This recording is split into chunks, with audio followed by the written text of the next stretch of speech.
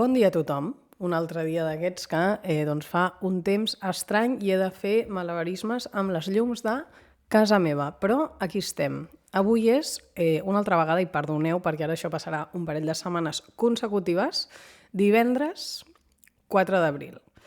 El programa, com sempre, el penjaré diumenge i, per tant, de nou, disculpeu per totes aquelles coses que passaran i que no quedaran recollides, doncs en parlarem la setmana vinent. Una d'aquestes coses, de fet, ja la podem anticipar i començo per aquí.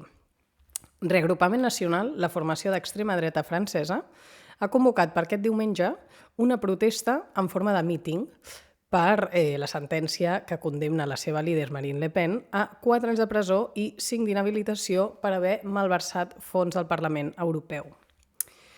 A presó probablement no hi haurà d'entrar, segurament hi haurà prou amb això, una pulsera d'aquestes que limita els moviments, un braçalet elèctric d'aquests, però la inhabilitació no només sí que s'ha fet efectiva, sinó que ho ha fet de manera immediata. I això què vol dir? Doncs molt bona pregunta. Vol dir que la pena ja està en vigor ara mateix. De fet, va entrar en vigor al mateix moment que es va publicar la sentència, encara que aquesta no sigui ferma, és a dir, que encara hi hagi possibilitat de recurs a un altre tribunal. I no es pot recórrer aquesta mesura. Val? Per tant, les opcions de Le Pen passen o bé perquè el Tribunal d'Apel·lació on recorreran li anul·li la pena o la rebaixi, o bé per un posicionament del Tribunal Constitucional francès. Si no ho aconsegueix, que ara per ara és el que sembla més probable, Marine Le Pen no es podrà presentar a les eleccions presidencials de 2027 a França. No cal ni dir que això per Le Pen és un cop duríssim perquè veu segrestat el seu somni d'esdevenir presidenta de la República Francesa, un somni evidentment polític però també molt personal. I a més no en qualsevol moment, sinó justament ara, quan, segons els darrers sondejos, ella i la seva formació tenien tots els números de guanyar. Reaccions. La formació d'extrema dreta i la mateixa Le Pen, evidentment, no han trigat a criticar la sentència i acusar els jutges de fer política. És curiós perquè no fa gaire una condemna per un delicte vinculat amb la corrupció era incontestable, no? O sigui, també per Le Pen i els seus, d'aquí ara es recuperen, està passant, lo típic a internet, la maroteca que fa molt mal, declaracions contundents contra l'establishment corrupte i tot això, no? Ara, però, ningú no és culpable de res, per descomptat, però és que, a més, la justícia s'equivoca. La justícia és la que fa política, no? Ja. Aquesta resposta era previsible perquè és pastada a la reacció de tants líders d'extrema dreta actuals. El cas més evident, el del nostre lloc preferit del món, el de Donald Trump als Estats Units, que abans de ser reelegit ja va passar per diversos tribunals, enfrontant-se també a penes d'inhabilitació. Uns casos, però, que en aquest cas alguns van acabar arxivats precisament per la por dels tribunals a que la seva previsible reelecció el fes immune a totes aquestes condemnes.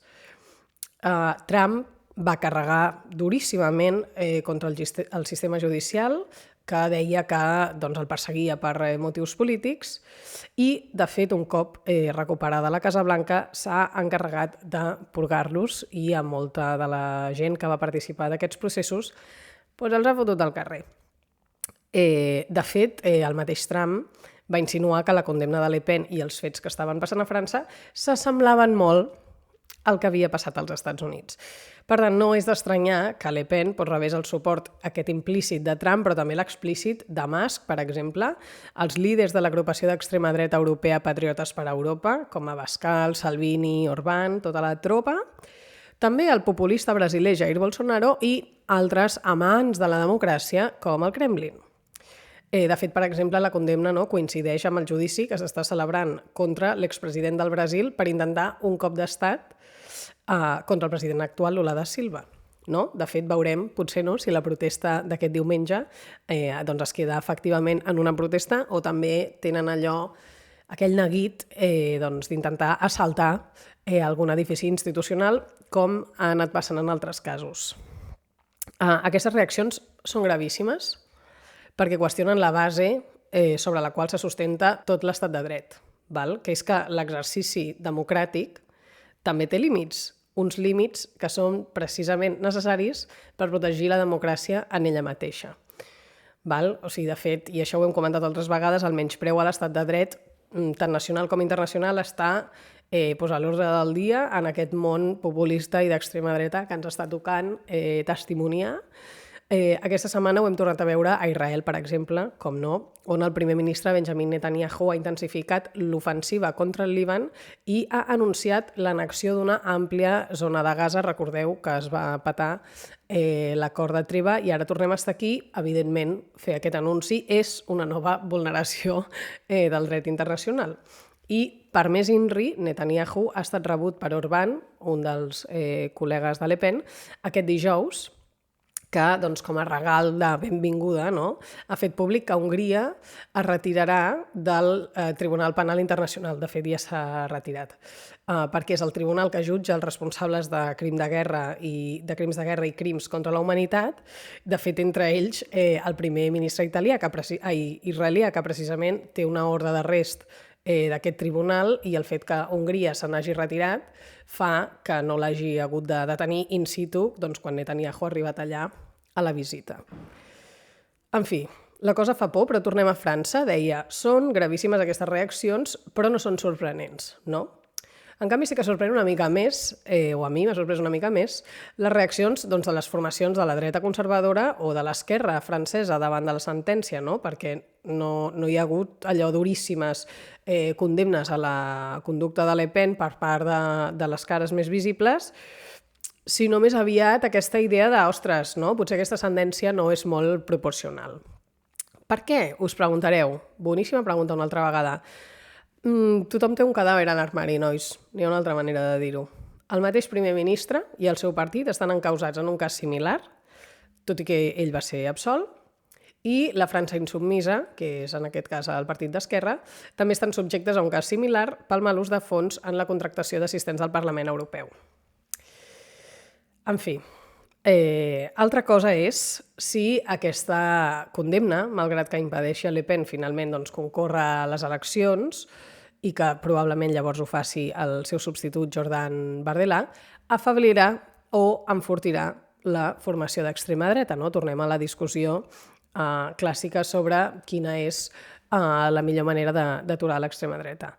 En tot cas, hem provat, penso, que fer-los víctimes no necessàriament és eficient, especialment si no va acompanyat com de polítiques que contrarrestin els seus discursos. I on ho hem provat? Un altre cop, directament al paradís de l'actualitat avui en dia, sí senyors, altre cop als Estats Units. Donald Trump aquesta setmana realment està desatado, ¿vale? O sigui, recordeu que la setmana passada vam comentar aquell cas que es va fer públic que havien incorporat per error un periodista en un xat de Signal on es compartia informació petita i rellevant sobre l'atac dels Houthis, als Houthis del Iemen. Val? Doncs bé, d'alguna manera calia tapar l'escàndol, no? Llavors, què ha fet Donald Trump? Ha anunciat aquest dimecres els aranzels definitius que entraran en vigor arreu del món. En plan, literalment, arreu del món. En planilles que només tenen foques. Arreu del món. Amb una tarifa del 20% concretament a les importacions europees. A bombo i plateret, No us penseu, el president dels Estats Units ha exposat unes taules amb les noves tarifes que imposarà a les importacions de cada país. Una xifra que ha col·locat curosament al costat de la xifra que ell considera, o ell diu, que el país imposa als Estats Units. Aquest càlcul ha fet una mica de riure, i a mi personalment, perquè es tracta d'agafar el resultat de la divisió del dèficit comercial entre les importacions. I això no té absolutament res a veure amb les tarifes que els altres països imposen als Estats Units. Per tant, ell ha calculat això i ha dit, són aquests números. Why not? ¿Por qué? Porque yo lo valgo, perquè sóc el president dels Estats Units. Perfecte. De fet, hi ha una cosa de l'anàlisi del càlcul que he llegit al País que m'ha fet molt de riure, que és que la fórmula que diu que ha fet servir per calcular són una divisió amb tot de lletres gregues, i hi ha bastants elements i tal, com fent veure que és una cosa supercomplexa. Però resulta que el denominador, a la part de sota, hi ha 3 xifres, que són lletres gregues, però són 3 xifres. Què passa? 3 xifres que s'estan multiplicant entre elles. Què passa? Que n'hi ha 2 que al multiplicar-les dona 1, perquè una és un 4 i l'altra és un 0,25. Dona 1. I què passa quan multipliques la tercera xifra per 1? Pues que el resultat és la tercera xifra, ergo que les altres dues te les pots petar. És que és increïble, saps? O sigui, ho ha posat com, en plan, mireu quina cosa més complexa he fet i literalment està multiplicant per 1. En fi, ell el dimecres l'ha batejat com el dia de l'alliberament perquè considera doncs, que aquest moviment, aquestes tarifes, són la declaració d'independència econòmica dels Estats Units moderns. Clar que sí. Sabeu allò de en su cabeza sonava espectacular? Doncs aquí estem. El cap del president al pla és molt senzill. Aixeques un mur aranzelari davant del món per incentivar la reindustrialització del propi país, malgrat l'encariment del cost de la vida que provocarà la mesura a les famílies nord-americanes, com a mínim segur a curt termini. En vista de com ha gestionat Trump tota la qüestió dels aranzels, perquè ho vam veure en Mèxic i Canadà, ara sí, ara no, la pregunta és si el magnat efectivament els aplicarà o bé els tornarà a juntar o recularà, etc. perquè de moment no entren en vigor fins la setmana vinent.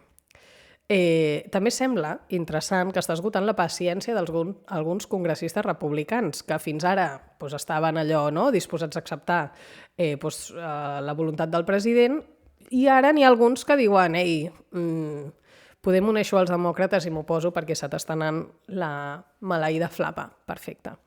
De moment, l'únic efecte que s'ha vist d'aquesta política aranzelària són caigudes generalitzades a les borses, evidentment les més fortes a Wall Street. També la caiguda del valor del dòlar per contra la pujada de l'euro, que significa clarament una desconfiança en l'economia nord-americana. Mentrestant, els vells socis comercials es preparen, evidentment, per respondre. De fet, segons mitjans xinesos, l'amenaça de Trump ha aconseguit que el Japó, Corea del Sud i la Xina superin diferències històriques per, en priori, aliar-se i contrarrestar aquest cop. Ursula von der Leyen també ha advertit que Europa està preparada per respondre, no ha concretat massa com, però ha dit que tenim eines i això sí ha deixat la porta oberta a negociar fins l'últim moment. I també Pedro Sánchez, Pedrito, ha anunciat que mobilitzarà 14.000 milions d'euros pels sectors més afectats pels aranzels. Això serà per ajudar-los i protegir les empreses i els llocs de treball, però també per reorientar la capacitat productiva espanyola obrint-la a nous mercats i reduir la dependència amb els Estats Units. De fet, segons dades d'Acció, a Catalunya aquesta mesura de Trump pot afectar exportacions pel valor de 4.350 milions d'euros, especialment els sectors que més exporten del vi, el cava, els automòbils, l'acer, l'alumini, productes agrícoles, entre d'altres. Per cert, sabeu allò que vam comentar que Pedro Sánchez volia que algunes coses com la lluita contra el terrorisme o el control de fronteres comptessin com a part del pressupost de defensa per arribar al 2% del PIB sense haver d'incrementar la despesa? Doncs l'OTAN ja li ha dit que no. Bueno, s'ha intentat. L'incident del periodista amb el grup de Signal no és l'únic que Trump ha volgut tapar aquesta setmana. I és que a Wisconsin, que és un estat dels Estats Units, una jutgessa progressista ha guanyat les eleccions al Tribunal Suprem de l'Estat. Si es fan eleccions als tribunals, en podem parlar un altre dia. I ha guanyat malgrat la inversió milionària que ha fet Musk per afavorir el seu rival, que era un magistrat conservador. Aquestes eleccions es van celebrar dimarts i eren clau per decidir la inclinació de la majoria del tribunal. I també s'havien convertit d'alguna manera en un referèndum sobre Trump, perquè era la primera cita electoral en aquest segon mandat seu. Wisconsin va ser un dels 7 estats claus que estaven en disputa i Trump se'l va emportar per menys d'un punt percentual, o sigui que realment és un estat en aquest sentit molt dividit. Podria servir això per inferir que la gent als Estats Units està despertant que això de Trump potser no era tan bona idea?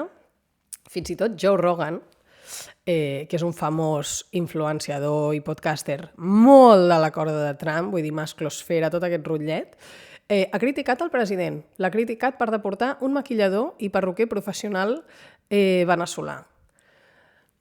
He de dir que per molt que m'agradaria que això fos un símptoma de dir ei, les coses estan canviant, potser m'estic precipitant. Són les meves ganes ja de treure'ns el de sobre. Però ja sonen campanes d'una possible destitució de Musk.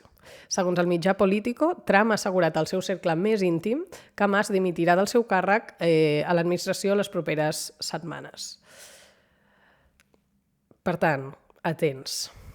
Viatgem cap a casa una altra vegada. Sabeu qui no dimitirà? Mazón, per descomptat. Però avui no és el que vinc a comentar. Avui em refereixo a que no dimitirà cap membre del govern espanyol per les infiltracions de policies als moviments socials arreu de Catalunya. No ho han fet fins ara, dubto que ho facin a partir d'ara. Aquesta setmana, el mitjà La Directa ha destapat el cas d'un 6è policia infiltrat que va fer-se passar per activista a Lleida durant 2 anys. Durant aquest temps va implicar-se el Sindicat d'Estudiants dels Països Catalans, el CPC. Va començar militant davant, va participar activament en les protestes del procés i també les de suport a Pablo Hasél. Alerta Solidària ja ha avançat que portarà el cas als tribunals, com s'han portat tota la resta de casos, malgrat que fins ara els que hi han arribat no han tingut recorregut perquè la Fiscalia sempre ha rebutjat que aquesta infiltració i aquests mètodes puguin ser considerats un delicte. En fi, perfecte. Hi ha un reportatge molt interessant en aquest sentit, el 30 minuts, que porta per títol Infiltrats, no té pèrdua, i que parla dels casos descoberts fins llavors, aquest no hi surt.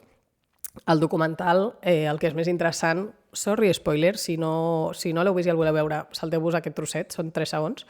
Una de les policies que és destapada, o sigui, una de les que detecten, reconeix que hi ha infiltrats d'aquest estil a tot Espanya. Tampoc no assumiran cap responsabilitat el govern, estan poc ganes d'assumir coses, pels vincles de l'imam de Ripoll, que és el cap de l'atemptat del 17 d'agost, amb el CNI. Aquesta setmana el diari ABC ha publicat que Essati, que és com es deia l'imam de Ripoll, cobrava 500 euros al mes del CNI abans dels atemptats. I avui, a més, també hem sabut que el CNI va castigar els 2 agents que tenien l'imam com a confident com a represàlia per no haver-lo pogut controlar. Fa pocs mesos, a la comissió d'investigació que hi ha al Congrés sobre aquests atemptats, l'exdirector del CNI va confirmar que Essati mai va ser col·laborador ni informador del CNI. Vaya vallita. La mateixa comissió, no ho oblidem, on un condemnat per l'atemptat va acusar, és veritat que sense proves, el CNI de conèixer les intencions de l'imam i deixar-lo fer, d'organitzar aquest atemptat. Com diu la newsletter del Nació que us vaig comentar l'altre dia, les mitges veritats de l'Estat en tot aquest cas, sumades al desprestigi i les males pràctiques dels aparells policials d'intel·ligència, que estem veient, no fan altra cosa que alimentar teories de la conspiració i, per tant, formacions polítiques a la vegada que fomenten aquestes teories de la conspiració i, sobretot, també el dolor de les víctimes. En fi, no ho puc dir millor que aquesta newsletter. Com menys claretat, més embolic. I l'embolic pot portar a resultats inadequats. Escolta, és més fàcil que digueu quina és la veritat i ja mirem si decidim si l'assumim o no. Assumir responsabilitats no és l'única cosa que els representants polítics han decidit que no faran. També han decidit abdicar de fer funcionar Rodalies de Renfe. Això ho sabem des de fa temps, una nova setmana de vagues, d'incidències. De fet, s'està investigant uns treballadors perquè diuen que podrien haver participat d'un possible boicot. En fi, ha hagut de ser David Cortés, un tècnic informàtic que és membre de la plataforma Dignitat a les Vies, però un ciudadano de a pie, que es diu de tota la vida, ha publicat una aplicació gratuïta per saber on són els trens en cada moment. I no n'ha tingut prou amb haver-la de fer ell, perquè no l'ha fet ningú més, en les seves hores lliures, sinó que, a més, amb tota la generositat per les persones afectades, l'ha ofert al govern. L'aplicació Info de Servei es diu Transporta'm i integra també informació sobre ferrocarrils de la Generalitat i de TMB a Barcelona i es pot descarregar per totes les aplicacions, per Android, per iPhone i es pot consultar també per internet en format web. La bufetada d'aquest bon home realment ha ressonat.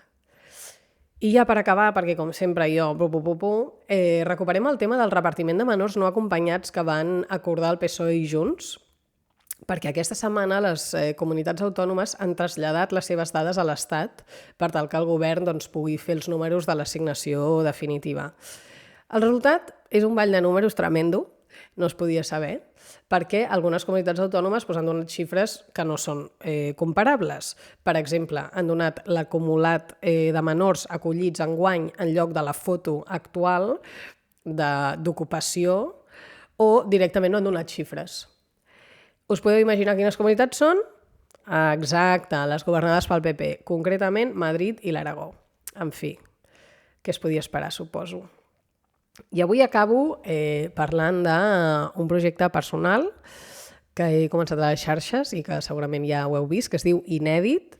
Inèdit té per intenció apropar l'actualitat a les noves formes de consumir-la, que són les xarxes socials, perquè les xarxes socials fan veure que fan entreteniment, però també fan molta política i molta actualitat. I doncs us convido a seguir-lo a Instagram i a TikTok. De moment només veureu el meu jeto, com el veieu a tot arreu, però la idea, la intenció és anar incorporant més creadors de contingut d'actualitat en català. Per tant, si ets un d'ells, també seràs molt benvingut. I com sempre, moltes gràcies i ens veiem la setmana que ve.